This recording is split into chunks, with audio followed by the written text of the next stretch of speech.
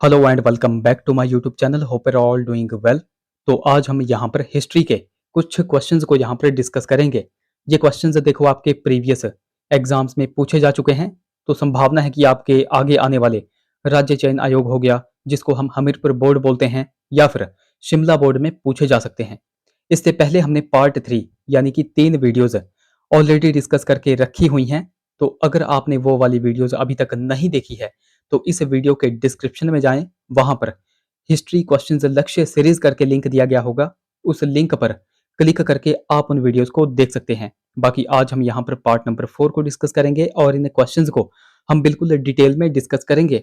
बाकी देखो, अभी तक अगर आपने हमारे चैनल को सब्सक्राइब नहीं किया है तो चैनल को जरूर से सब्सक्राइब कर दें, साथ में इस वीडियो को लाइक जरूर कर दें। सो क्वेश्चन नंबर 1 से हम यहाँ पर शुरू करेंगे। Right the following events in chronological order and choose the correct answer using the code given below. तो निम्नलिखित घटनाओं को काल क्रमानुसार लिखिए और नीचे दिए गए कूट के आधार पर सही उत्तर चुनिए। तो यहाँ पर आपके पास जो है तो 4 ऑप्शंस दी गई हैं। इन 4 की 4 ऑप्शंस को आपको क्रोनोलॉजिकल ऑर्डर में बताना है, यानी कि काल क्रमानुसार बताना है कि कौन सी घटना पहले हुई थी, कौन सी घटना उसके बाद हुई थी। ये आपको यहाँ पर पता होना चाहिए। तो वो पता करने के लिए आपको इन चारों के चारों ऑप्शंस की घटनाएं यहाँ पर पता होनी चाहिए कि कौन सी घटना कब हुई थी। तो इन सभी घटनाओं को हम यहाँ पर वन बाय वन डिस्कस करेंगे। तो सबसे पहले ऑप्शन ए में देखो, काल कोठरी की घटना दी गई है, यानी कि ब्लैक होल इंसिडेंट दिया गया है। सबसे पहले आपको पता होना चाहिए यह किसके समय में हुआ था। तो यह करवाया किसने था, या फिर किसने जो है तो काल कोठरी घटना को अंजाम दिया था। तो वो था सिराजुद्दौला। सिराजुद्दौला ने 20 जून 1756 की यह बात है, 1756 की यह बात है, 146 लोगों को एक काल कोठरी में बंद कर दिया था। अब सुबह जब देखा तो वहां पर लगभग 21 लोग ही जिंदा बचे थे। तो इसी को क्या कहा जाता है, इसी को ब्लैक होल इंसिडेंट कहा जाता है, काल कोठरी की घटना कहा जाता है। और ये मैंने आपको बता दिया कब हुई थी, 20 जून 1756 को हुई थी। अब देखो ऑप्शन बी देखो, बक्सर का युद्ध। अब ये तो आप सभी को पता है कि बक्सर का युद्ध कब हुआ था। तो ये हुआ था 22 या फिर 23 अक्टूबर 1764, 1764 को यह हुआ था। और ये किस किस के मध्य में हुआ था वो भी आपको पता होना चाहिए। तो एक तरफ तो थे ईस्ट इंडिया कंपनी, यानी कि अंग्रेज थे, और अंग्रेजों की तरफ से हेक्टर मुनरो जो उनके सेनापति थे वो यहाँ पर नेतृत्व कर रहे थे। और वर्सेज उनके अलावा कौन थे, तो वो थे मीर कासिम। साथ ही साथ उनके साथ था अवध का नवाब सुजाउद्दौला, और उनके साथ था मुगल सम्राट शाह आलम द्वितीय। तो 3 शक्तियां यहाँ पर थी। एक तो था मीर कासिम, एक था अवध का नवाब सुजाउद्दौला, और एक था मुगल सम्राट शाह आलम द्वितीय। और उनके वर्सेस कौन थे, तो वो थे अंग्रेज, और अंग्रेजों की तरफ से हेक्टर मुनरो यहाँ पर नेतृत्व कर रहे थे। बट जीत यहाँ पर कौन गया था, तो जीत यहाँ पर अंग्रेजी ईस्ट इंडिया कंपनी की यहाँ पे जीत हुई थी। ये भी आपको पता होना चाहिए। तो बक्सर का युद्ध 1764 में हुआ था। उसके बाद ऑप्शन 3 में देखो, मीर जाफर की मृत्यु। पहले तो आपको यही पता होना चाहिए कि ये जो मीर जाफर था यह कौन था। तो यह सिराजुद्दौला का सेनापति हुआ करता था। इसकी मृत्यु कब हुई थी, तो इसकी मृत्यु हुई थी फरवरी 1765 को हुई थी। ये आपको पता होना चाहिए। और ऑप्शन डी में देखो, इलाहाबाद की संधि। तो इलाहाबाद की संधि, बक्सर का युद्ध जब खत्म हुआ, ईस्ट इंडिया कंपनी जब जीत गई, तो उन्होंने इलाहाबाद की 2 संधियां यहाँ पर की हुई थी। तो इलाहाबाद की 2 संधियां की, तो वो 2 संधियां कब कब की थी, तो एक तो की थी 12 अगस्त 1765 को, और एक की 16 अगस्त 1765 को। यानी कि हम कह सकते हैं कि अगस्त 1765 में इलाहाबाद की दोनों संधियां यहाँ पर हुई थी। तो क्रोनोलॉजिकल ऑर्डर आप यहाँ पर देख सकते हैं। सबसे पहले काल कोठरी की ही घटना हुई थी, उसके बाद बक्सर का युद्ध 1764, उसके बाद मीर जाफर की मृत्यु फरवरी 1765, और इलाहाबाद की संधि अगस्त 1765। तो ये वाला क्रोनोलॉजिकल ऑर्डर जो है तो बिल्कुल सही दिया गया है, 1 2 3 4। तो यहाँ पर आप ऑप्शन भी देख सकते हैं। तो कौन सा ऑप्शन करेक्ट हो जाएगा, तो वो हो जाएगा ऑप्शन ए करेक्ट, 1 2 3 एंड 4। तो ये बिल्कुल सही क्रोनोलॉजिकल ऑर्डर था। तो यहाँ पर मैंने आपको थोड़े थोड़े पॉइंट्स भी बता दिए, जैसे ब्लैक होल इंसिडेंट सिराजुद्दौला ने किया था, 146 लोगों को काल कोठरी में बंद किया था, जिनमें से 21 लोग ही जिंदा यहाँ पर बचे थे। तो इस तरह से क्वेश्चंस को आपको थोड़े थोड़े लिंक करके चलना है। सो नेक्स्ट हमारा क्वेश्चन है, after defeat in the battle of Plassey, Sirajuddaulah fled from the battlefield, which of the following vehicles did he use. तो प्लासी के युद्ध में पराजय के पश्चात सिराजुद्दौला लड़ाई के मैदान से भाग निकला था। तो निम्नलिखित में से उसने किस वाहन का प्रयोग किया था।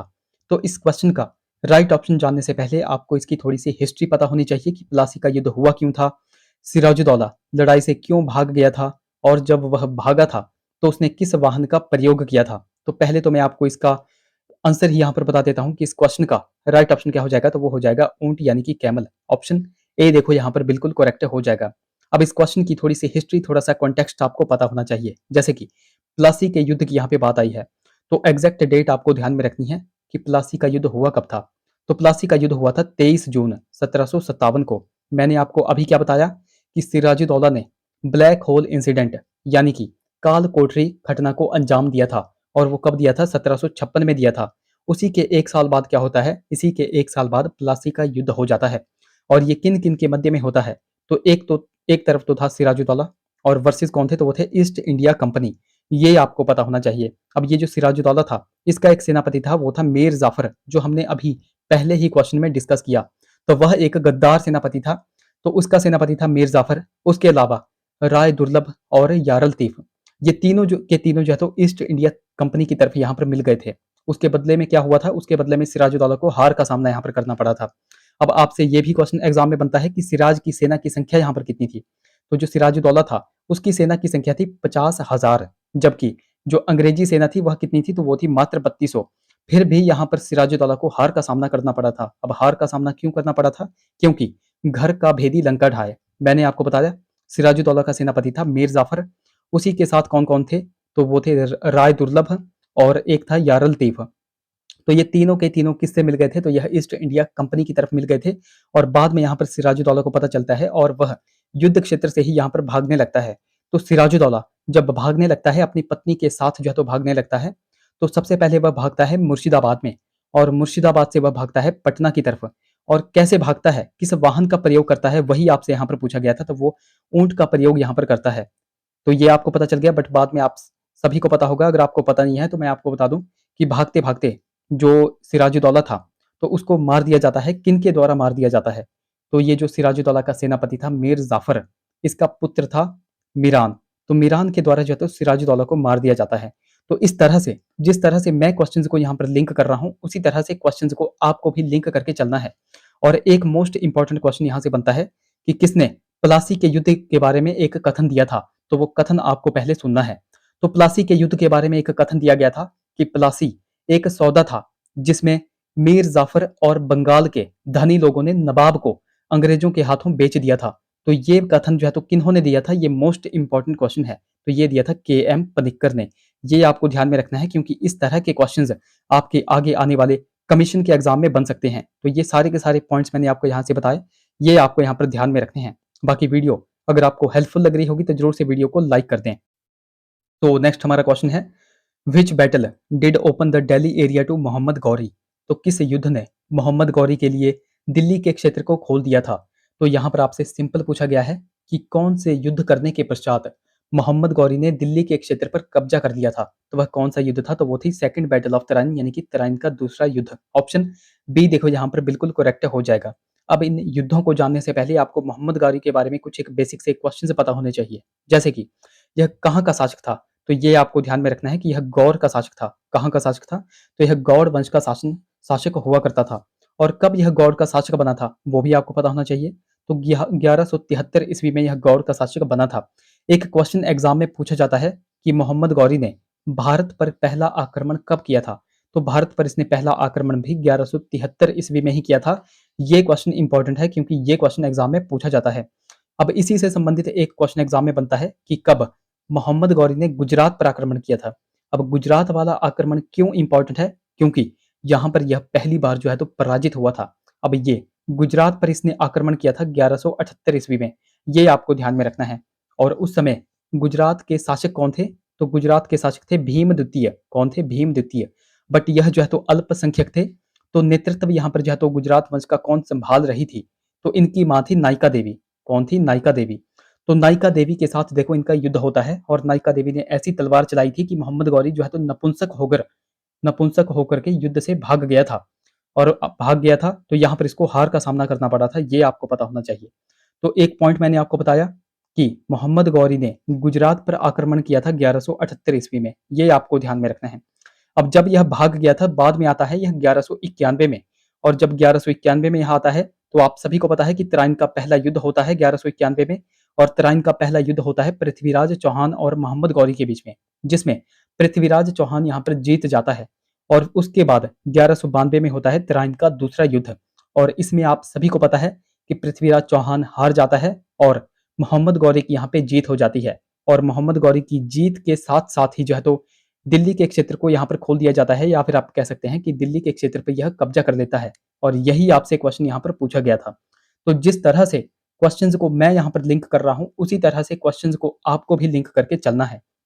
एक क्वेश्चन मैं आपसे यहाँ पर पूछूंगा, तो पहले तो आप यहाँ पर कमेंट्स में बताओ कि ये जो ऑप्शन सी में देकर के रखा है बैटल ऑफ खानवा, खानवा की लड़ाई कब हुई थी और किन किन के मध्य में हुई थी। और ऑप्शन डी में है first battle of Panipat, Panipat का पहला युद्ध कब हुआ था और किन किन के बीच में हुआ था। बिल्कुल ही बेसिक से क्वेश्चन हैं, बहुत बार हमने किए हुए हैं, वो आप नीचे कमेंट्स में मुझे बता दो। बाकी एक युद्ध यहाँ पर रह गया, तो वो है चंदावर का युद्ध, क्योंकि ये भी इंपॉर्टेंट है।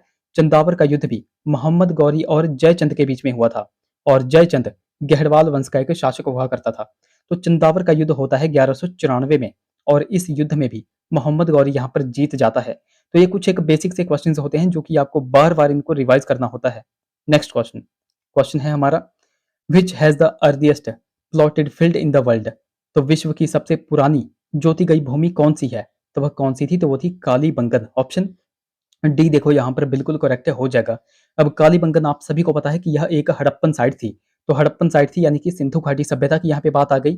तो सबसे पहला क्वेश्चन हड़प्पा से ही पूछा जाता है कि हड़प्पा की खोज किसने की थी, तो वो की थी दयाराम साहनी ने। और कब की थी, 1921 में की थी। और ये जो हड़प्पा है यह किस नदी के किनारे था, तो यह रावी नदी के किनारे था। उसके बाद मोहनजोदड़ो भी आपसे पूछा जाता है, मोहनजोदड़ो की खोज राखलदास बनर्जी ने की थी, कब की थी, 1922 में की थी। और मोहनजोदड़ो कौन सी नदी के किनारे है, तो वो है सिंधु नदी के किनारे। ये 2-3 क्वेश्चंस एग्जाम में पूछे जाते हैं जो कि आपको बार-बार इनको पढ़ना पड़ता है। उसी तरह ऑप्शन डी में हमने देखा कालीबंगन, कालीबंगन कौन सी नदी के किनारे है, ये आपको पता होना चाहिए। तो यह जो है तो घग्गर नदी के किनारे पड़ता है। और कालीबंगन का तो आप सभी को पता होगा कि यह कौन सी स्टेट में पड़ता है, तो ये पड़ता है राजस्थान में। अच्छा, कालीबंगन की खुदाई से हमें क्या-क्या यहाँ पर मिला था, वो भी आपको पता होना चाहिए। और कालीबंगन की खोज किनके द्वारा की गई थी, वो भी आपको पता होना चाहिए। तो कालीबंगन की खोज किनके द्वारा की गई थी, तो वो की गई थी बीबी लाल और बीके थापर के द्वारा।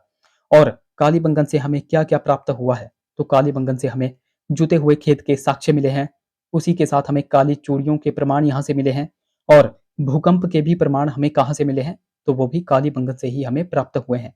तो ये बहुत से बेसिक से क्वेश्चंस होते हैं जो कि आपको बार-बार इनको रिवाइज करना पड़ता है। सिंधु घाटी सभ्यता के बारे में मैं आपको बिल्कुल बेसिक से क्वेश्चंस हर बार बताता हूँ, जैसे कि सिंधु घाटी सभ्यता का टोटल एरिया कितना था, क्योंकि ये क्वेश्चन आपके आगे आने वाले एग्जाम में पूछा जाएगा। तो सिंधु घाटी सभ्यता का टोटल एरिया था 13 लाख स्क्वायर किलोमीटर, ये आपको ध्यान में रखना है। सिंधु घाटी सभ्यता को ही आद्य ऐतिहासिक सभ्यता, कांस्य युगीन सभ्यता या फिर नगरीय सभ्यता बोला जाता था, ये भी आपको पता होना चाहिए। एक क्वेश्चन मैं आपसे यहाँ पर पूछूंगा, बिल्कुल सिंपल सा क्वेश्चन है, बनवाली। तो बनवाली यह एक सिंधु स्थल है, यह कौन सी स्टेट में पाया जाता है, वो देखो आप नीचे कमेंट्स में मुझे बताओगे। बाकी देखो, अभी तक अगर आपने हमको टेलीग्राम और इंस्टाग्राम पे फॉलो नहीं किया है तो वहां पर जाकर फॉलो जरूर कर लें। लिंक देखो आपको डिस्क्रिप्शन में मिल जाएगा। बाकी देखो, लिंक कई बार चलता नहीं है, तो आपको सिंपली टेलीग्राम पे जाना है और @लेट्स प्रिपेयर टू सर्च करना है, आपको हमारा चैनल मिल जाएगा। उसी तरह आपको इंस्टाग्राम पे जाकर के लेट्स प्रिपेयर टुगेदर सर्च करना है। अगर कोई क्वेरी होगी तो आप मुझे इंस्टा पे मैसेज कर सकते हैं। तो नेक्स्ट क्वेश्चन की बात करें, who were the greatest competitors of the Satavahanas. तो सातवाहनों के सबसे बड़े प्रतिस्पर्धी कौन थे। अब ये क्वेश्चन एग्जैक्ट हमीरपुर बोर्ड में पूछा गया था, इसलिए मैंने इस क्वेश्चन को लिया हुआ है। तो सातवाहनों के सबसे बड़े प्रतिस्पर्धी कौन थे, तो वो थे शक। ऑप्शन ए देखो यहाँ पर बिल्कुल करेक्ट हो जाएगा। अब हम इस क्वेश्चन को बिल्कुल बेसिक से देखेंगे। तो सबसे पहले जो है तो सातवाहनों की बात करते हैं। तो सातवाहनों से आपसे 3-4 क्वेश्चन एग्जाम में पूछे जाते हैं। सबसे पहला और सबसे बेसिक सा क्वेश्चन, सातवाहन वंश की स्थापना किसके द्वारा की गई थी। तो सातवाहन वंश की स्थापना शिमुक के द्वारा की गई थी। और कब की गई थी, 60 ईसा पूर्व में शिमुक के द्वारा सातवाहन वंश की स्थापना की गई थी। 3 क्वेश्चंस एग्जाम में पूछे जाते हैं सातवाहनों से, वो तीनों के तीनों मैं आपको बताऊंगा और आपने उनको बिल्कुल ध्यान से सुनना है। तो सबसे पहला क्वेश्चन आपसे पूछा जाता है कि ब्राह्मणों को भूमि दान देने का प्रारंभ किस वंश ने शुरू किया था, तो वो सातवाहनों ने ही शुरू किया था, ये आपको पता चल गया। दूसरा क्वेश्चन, जो सामंती व्यवस्था हुआ करती थी, तो सामंती व्यवस्था का प्रारंभिक रूप हमें सबसे पहले कहाँ देखने को मिलता है, तो वो भी हमें सातवाहनों के समय ही देखने को मिलता है, ये भी आपको पता चल गया। और तीसरा question, most most important question, किस वंश के समय जो सिक्के हुआ करते थे वह शीशे यानी कि लेड के बने होते थे। तो ये क्वेश्चन मोस्ट इंपॉर्टेंट है, ये आपको ध्यान में रखना है कि ऐसा कौन सा वंश था जिसके समय जो सिक्के हुआ करते थे वह शीशे के बने हुए होते थे, तो वो था सातवाहन वंश। तो ये 3 मोस्ट इम्पोर्टेंट क्वेश्चंस मैंने आपको सातवाहन वंश से संबंधित बताए, ये आपको पता होना चाहिए। ऑप्शन ए में हमने देखा था शक, तो शकों से एक क्वेश्चन एग्जाम में बनता है कि ऐसा कौन-सा राजा था, ऐसा कहाँ का राजा था जिसने शकों को पराजित किया था? तो ये आपको ध्यान में रखना है कि उज्जैन का एक ऐसा राजा था जिसने शकों को पराजित किया था और शकों को पराजित करने के उपलक्ष्य में ही उसने विक्रमादित्य की उपाधि भी धारण की थी और विक्रमादित्य की उपाधि धारण करने के साथ-साथ ही जो है तो उसने एक संवत भी चलाया था जिसको उसने नाम दिया था विक्रम संवत। ये आपको ध्यान में रखना है। तो ये 3-4 पॉइंट्स यहाँ से भी बन गए और ये भी क्वेश्चन एग्जाम में पूछा जाता है। अब संवत की यहाँ पे बात आ ही गई है, तो एक क्वेश्चन एग्जाम में बनता है शक संवत। शक संवत किसने चलाया था? तो ये मैं आपको बार-बार बताता हूँ कि शक संवत को जो है तो कनिष्क के द्वारा चलाया गया था और कनिष्क ने कब जो है तो शक संवत चलाया था? तो जब यह गद्दी पर बैठा था यानी कि 78 ईस्वी में यह गद्दी पर बैठा था, उसी के उपलक्ष्य में इसने जो है तो शक संवत चलाया था और ये भी आपको पता होना चाहिए कि हमारी भारत सरकार के द्वारा कौन-सा संवत प्रयोग में लाया जाता है, तो वो भी शक संवत ही है। तो ये कुछ एक बेसिक से क्वेश्चन्स होते हैं, जिस तरह से क्वेश्चन्स को मैं यहाँ पर लिंक कर रहा हूँ, उसी तरह से क्वेश्चंस को आपको भी लिंक करके यहाँ पे चलना है और ये क्वेश्चंस हम बार-बार जो है तो डिस्कस कर रहे हैं। इससे पहले भी हमने ये क्वेश्चंस डिस्कस किए हुए थे और एक बात मैं आपको बार-बार बोल रहा हूँ कि अगर कोई बच्चा बिल्कुल बेसिक से तैयारी कर रहा है या जब भी आपके एग्ज़ाम्स नज़दीक में आ जाएँ, तो उन बच्चों को मैं सजेस्ट कर रहा हूँ कि वो मेरी पुरानी हिस्ट्री की वीडियोज़ को भी देखें। आई थिंक वहाँ पर मैंने जो है तो 45 वीडियोज़ डाल रखी हैं। तो आपको क्या करना है, आपको पूरी की पूरी वीडियोज़ तो नहीं देखनी है, आपको लास्ट की 30 या फिर 35 वीडियोज़ ज़रूर देखनी है। इससे होगा क्या? इससे आपको पता चलेगा कि किस तरह से एग्ज़ामिनर जो है तो हमीरपुर बोर्ड में पहले क्वेश्चंस को पूछा करता था। किस तरह से वह एक ही क्वेश्चंस को लिंक करके उसी से संबंधित अन्य क्वेश्चंस बनाया करता था और किस तरीके से जो है तो वह क्वेश्चंस का लेवल यहाँ पर सेट किया करता था। और ये आपको यहाँ पर पता चलेगा और आप खुद को जो है तो यहाँ पर मेरिट में भी ला पाएँगे। तो आपको सिंपली क्या करना है, हिस्ट्री की हमारी प्लेलिस्ट होगी और उसमें जो है तो टोटल 45 वीडियोज़ होगी, तो वो भी आपको यहाँ पर देखनी है जब भी आपके एग्ज़ाम्स नज़दीक में आ। बाकी इस क्वेश्चन से संबंधित हमने बेसिक से पॉइंट्स देख लिए, तो अगले क्वेश्चन की बात करते हैं। तो हमारा क्वेश्चन है, Kalhana wrote Rajatarangini in which century? तो कल्हण ने राज तरंगिणी किस शताब्दी में लिखी थी? और ये वाला क्वेश्चन भी एग्जैक्ट हमीरपुर बोर्ड में पूछा गया है। तो कल्हण ने राज तरंगिणी कब लिखी थी, ये आपको पता होना चाहिए। तो इसने लिखी थी 1148 ईस्वी में, यानी कि इस क्वेश्चन का राइट ऑप्शन क्या हो जाएगा? तो वो हो जाएगा 12th सेंचुरी में। ऑप्शन डी देखो यहाँ पर बिल्कुल करेक्ट हो जाएगा। अब कल्हण की यहाँ पे बात आई है और कल्हण की राज तरंगिणी की बात यहाँ पे आई है। तो राज तरंगिणी किसका इतिहास हमें बताती है? तो ये बताती है कश्मीर का इतिहास। ये आपको पता चल गया। अच्छा, ये जो कल्हण थे, यह किस राजा के दरबारी कवि थे? तो ये भी आपको ध्यान में रखना है कि यह हर्ष के दरबारी कवि हुआ करते थे। अब ये मैं हर्षवर्धन की बात नहीं कर रहा हूँ, ये मैं सिंपल हर्ष की बात कर रहा हूँ। ये जो वाला हर्ष है, यह कश्मीर का शासक था और किस वंश का यह शासक था? तो यह लोहार वंश का शासक था। ये भी आपको ध्यान में रखना है। और यहाँ पर हमने देख लिया कल्हण के राजतरंगिणी के बारे में कि किस शताब्दी में लिखी गई थी, कब लिखी गई थी। उसी की तरह शूद्रक का भी पूछा जाता है कि शूद्रक ने कौन सी पुस्तक लिखी थी? तो शूद्रक ने लिखी है मृच्छकटिकम। कौन सी लिखी है? मृच्छकटिकम। उसी तरह बाणभट्ट जो कि हर्षवर्धन के दरबारी कवि थे, उन्होंने कादम्बरी और हर्षचरित की रचना की है। उसी तरह पंचतंत्र की रचना विष्णु शर्मा के द्वारा की गई है। एक मोस्ट इंपॉर्टेंट है कामसूत्र। कामसूत्र की रचना किसके द्वारा की गई है? तो वह वात्सायन के द्वारा की गई है। एक क्वेश्चन मैं आपसे यहाँ पर पूछूंगा, हरिशेन। हरिशेन जो है तो किसका दरबारी कवि था? ये देखो आप नीचे कमेंट्स में मुझे बताओगे। सो नेक्स्ट क्वेश्चन है हमारा और ये वाला क्वेश्चन जो है तो इंपॉर्टेंट क्वेश्चन है क्योंकि ये क्वेश्चन एग्जैक्ट हमीरपुर बोर्ड में पूछा गया है, इसलिए मैंने इस क्वेश्चन को यहाँ पर लिया हुआ है। The alone conquest during the reign of Jalaluddin Khilji was that of? तो जलालुद्दीन खिलजी के शासनकाल के दौरान अकेली विजय थी, तो इनके दौरान अकेली विजय कौन सी थी? तो वो थी मंडावर की विजय, जो कि कहाँ पर पड़ता है? राजस्थान में पड़ता है। ऑप्शन डी देखो यहाँ पर बिल्कुल करेक्ट हो जाएगा। अब यहाँ पर बात आई है खिलजी वंश की। पहले तो आपको इसका शासनकाल पता होना चाहिए। खिलजी वंश 1290 से लेकर के 1320 तक रहा था, यानी कि टोटल जो है तो 30 वर्षों तक खिलजी वंश का शासन यहाँ पर रहा था। अब एक क्वेश्चन एग्जाम में बनता है कि खिलजी वंश की स्थापना किसने की थी? तो खिलजी वंश की स्थापना ऑब्वियसली जलालुद्दीन खिलजी के द्वारा की गई थी और कब की गई थी? 1290 में की गई थी। बट इनसे जो है तो आप सभी को पता होगा हमीरपुर बोर्ड 2 या फिर 3 क्वेश्चन ही पूछता था। एक तो पूछता है कि खिलजी वंश की स्थापना किसने की थी और कब की थी, और एक ये वाला क्वेश्चन ही पूछता है, ये जो मैंने आपको अभी यहाँ पर बता दिया। इंपॉर्टेंट क्वेश्चंस कहाँ से बनते हैं? इंपॉर्टेंट क्वेश्चंस बनते हैं अलाउद्दीन खिलजी से। आप सभी को पता होगा कि हमीरपुर बोर्ड कितना फेवरेट रह चुका है अलाउद्दीन खिलजी का। बहुत से क्वेश्चंस एग्जाम में जो है तो अलाउद्दीन खिलजी के संबंध में पूछे जाते थे। तो क्या पता राज्य चयन आयोग भी इनसे संबंधित क्वेश्चन पूछ ले। तो हम वन बाय वन जो है तो अलाउद्दीन खिलजी से संबंधित क्वेश्चन को डिस्कस करेंगे। सबसे पहला और सबसे बेसिक सा क्वेश्चन, अलाउद्दीन खिलजी दिल्ली की गद्दी पर कब बैठा था? तो ये बैठा था 1296 में। इसके बचपन का क्या नाम था? इसके बचपन का नाम था अली गुरसाश्प। और इसने कुछ एक सुधार यहाँ पर किए थे, वो हम यहाँ पर कह सकते हैं। तो अलाउद्दीन खिलजी ने नकद वेतन देना, स्थायी सेना रखना, घोड़ा दागने की प्रथा, सैनिकों का हुलिया लिखने की प्रथा, ये कुछ एक प्रथाएं यहाँ पर शुरुआत की थी। उसी के साथ अलाउद्दीन खिलजी ने कुछ एक वास्तुकला का भी निर्माण किया था, जिनमें जमैत खाना मस्जिद हो गया, अलाई दरवाजा हो गया, सीरी का किला हो गया, हजार खंबा महल हो गया। तो इनका निर्माण अलाउद्दीन खिलजी ने किया था और ये क्वेश्चन बहुत बार एग्जाम में पूछे जाते हैं।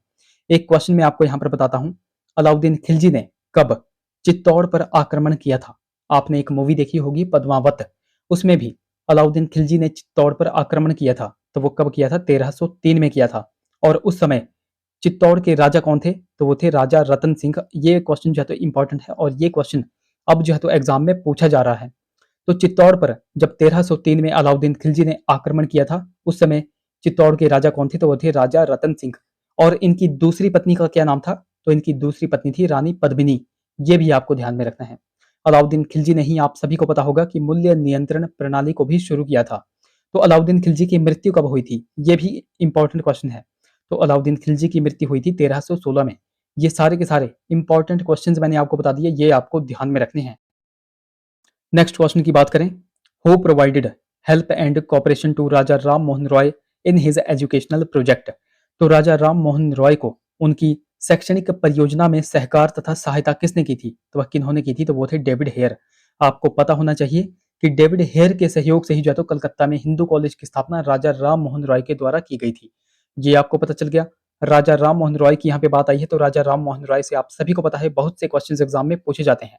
तो उनको हम यहाँ पर वन बाय वन डिस्कस करेंगे। सबसे पहला और सबसे बेसिक सा क्वेश्चन, राजा राम मोहन रॉय के द्वारा ही जो है तो ब्रह्म सभा की स्थापना की गई थी। और ये स्थापना जो है तो उन्होंने कब की थी? 1828 की यह बात है। अब देखो, राजा राम मोहन रॉय के द्वारा ही जो है तो एक पहली किताब प्रकाशित इनके द्वारा की गई थी, जिसमें उन्होंने मूर्ति पूजा का विरोध किया था। तो उस पुस्तक का क्या नाम है? तो उस पुस्तक का नाम है तोहफत उल मोहद्दीन। ये आपको पता होना चाहिए। यह राजा राम मोहन रॉय की पहली किताब थी, जिसमें उन्होंने मूर्ति पूजा का विरोध किया था। और तोहफत उल मोहद्दीन, इस पुस्तक को कब प्रकाशित किया गया था? तो इस पुस्तक को 1809 में प्रकाशित किया गया था। और कौन सी भाषा में प्रकाशित किया गया था? तो फारसी भाषा में प्रकाशित किया गया था। और ये क्वेश्चन भी एग्जाम में पूछा जाता है। उसी तरह राजा राम मोहन रॉय के बारे में एक और क्वेश्चन एग्जाम में बनता है कि संवाद कौमुदी पत्रिका का प्रारंभ किन्होंने किया था? तो वो भी राजा राम मोहन रॉय के द्वारा ही किया गया था।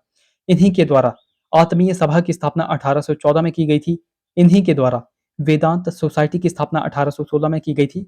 और इन्हीं के द्वारा वेदांत कॉलेज की भी स्थापना की गई थी, वो की गई थी 1825 में। तो 3 फैक्ट भी मैंने आपको बताए। आत्मीय सभा की स्थापना 1814, वेदांत सोसाइटी की स्थापना 1816 और वेदांत कॉलेज की स्थापना 1825 है। ये आपको पता चल गया। अच्छा, राजा राम मोहन रॉय की मृत्यु कहाँ पर हुई थी और कब हुई थी? तो 1833 की यह बात है। इनकी मृत्यु हो गई थी और कहाँ पर हुई थी? तो वो हुई थी ब्रिस्टल, इंग्लैंड में। ये आपको ध्यान में रखना है। तो ये कुछ एक बेसिक से क्वेश्चंस हमने राजा राम मोहन रॉय के बारे में देखे, जो कि आपको ध्यान में रखने हैं। एक दो क्वेश्चंस मैं आपसे यहाँ पर पूछता हूँ। सबसे पहला और सबसे बेसिक सा क्वेश्चन, आर्य समाज की स्थापना किन के द्वारा की गई थी? दूसरा क्वेश्चन, और ये बिल्कुल बेसिक से क्वेश्चन है, रामकृष्ण मिशन की स्थापना किन के द्वारा की गई थी? वो देखो, आप मुझे नीचे कमेंट्स में यहाँ पर बताओगे। बाकी जो मेरी पुरानी हिस्ट्री की प्लेलिस्ट हमने पहले डिस्कस की हुई थी, जिसमें हमने 45 वीडियोस को डिस्कस किया था, डिटेल में डिस्कस किया था, वो आप अभी जो है तो स्क्रीन पर भी देख सकते हैं। तो यहाँ पर इस लिंक पर क्लिक करके भी आप इन वीडियोस को देख सकते हैं। बाकी गाइज, ये थे हमारे कुछ एक क्वेश्चंस। आई होप वीडियो आपको इन्फॉर्मेटिव लगी होगी। अगर वीडियो अच्छी लगी है तो जरूर से वीडियो को लाइक करें। धन्यवाद।